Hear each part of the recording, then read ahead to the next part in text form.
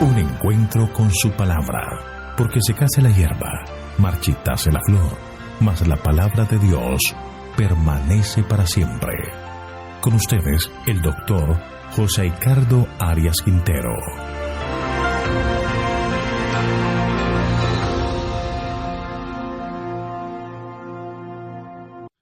Hoy vamos a estudiar el libro de Malaquías. Te invito a orar.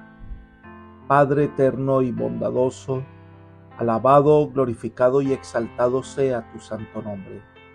Te agradecemos, Señor, por tus bondades. Te agradecemos por el día que nos regalas.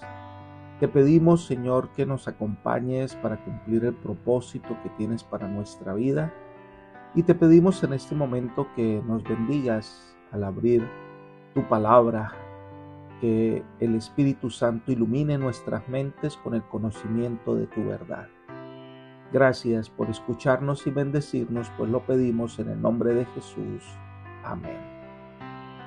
Hoy comenzaremos el estudio del último libro del Antiguo Testamento, el libro del profeta Malaquías.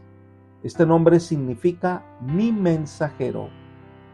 Otra variante de este nombre significaría mensajero de Jehová. Por no hallarse este nombre en ninguna otra parte del Antiguo Testamento, algunos han creído que Malaquías no era el nombre del profeta, sino meramente una designación de él como mensajero de Dios. El profeta no hace ninguna referencia biográfica ni nos da la fecha de su ministerio. Sin embargo, queda poca duda de que él fue el último de los profetas del Antiguo Testamento. Por el contenido de su libro es evidente que Malaquías profetizó cuando el cautiverio casi había pasado al olvido y después de que el templo había sido restaurado y su culto instituido por algún tiempo. Muy posiblemente, el libro de Malaquías fue escrito alrededor del año 425 a.C. De todos modos, se cree que el libro debería llevar la fecha del tiempo de Nehemías o poco después. Recordemos un poco el marco histórico en que Malaquías desarrolla su ministerio. Nehemías, siendo copero del rey, al escuchar las condiciones en que estaba su pueblo, que había regresado a Jerusalén, consigue el permiso del rey para ir a su tierra a animar a su pueblo. Nehemías fue nombrado gobernador y empezando en el año 444 a.C., llevó a cabo una gran obra de reforma entre los repatriados durante un periodo de 12 años. Después que regresó a Babilonia, pasaron algunos años antes de que volviera a Judea. A su regreso, se encontró una marcada decadencia espiritual que procuró corregir. Fue durante este lapso, tal vez entre los dos periodos en que Nehemías actuó como gobernador, cuando el Señor suscitó al profeta Malaquías para que el pueblo de nuevo sirviera sinceramente a Dios. La profecía de Malaquías presenta una escena lúgubre de decadencia espiritual progresiva.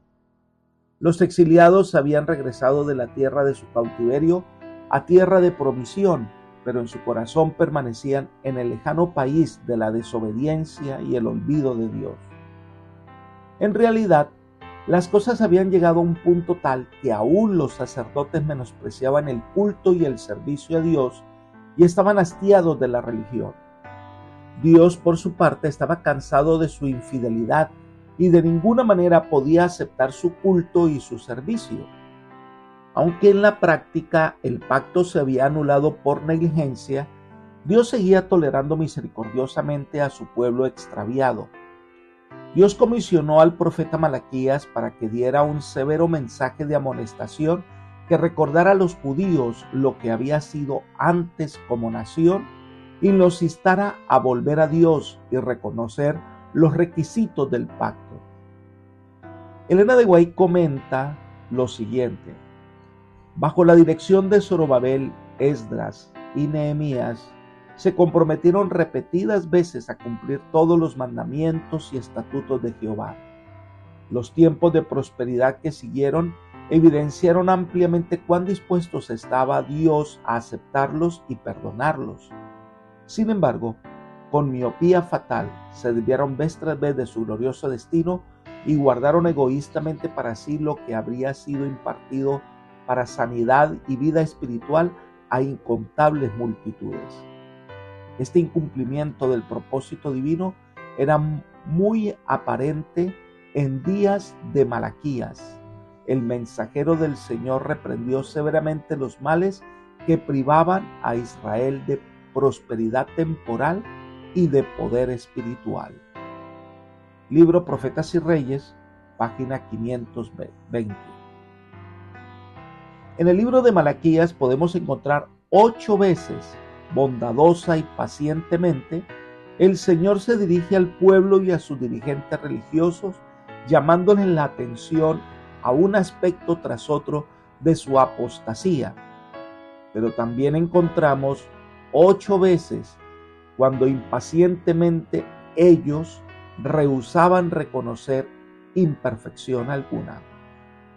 Usted puede encontrar esto en Malaquías 1, 2, 6 y 7, Malaquías 2, 13 y 14, capítulo 3, versículos 7 y 8, versículos 13 y 14.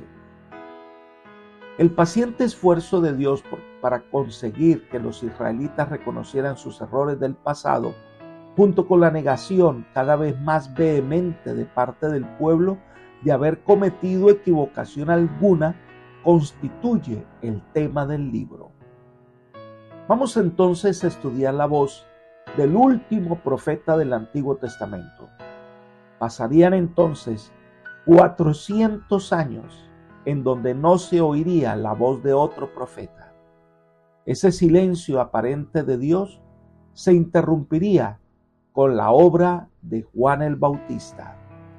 Apreciado amigo y hermano, vamos a orar y a pedir a Dios que en su bondad nos ayude para que podamos estudiar el mensaje de Malaquías y tomar lecciones que fortalezcan nuestra fe y nos ayuden a crecer en nuestra fidelidad al Señor.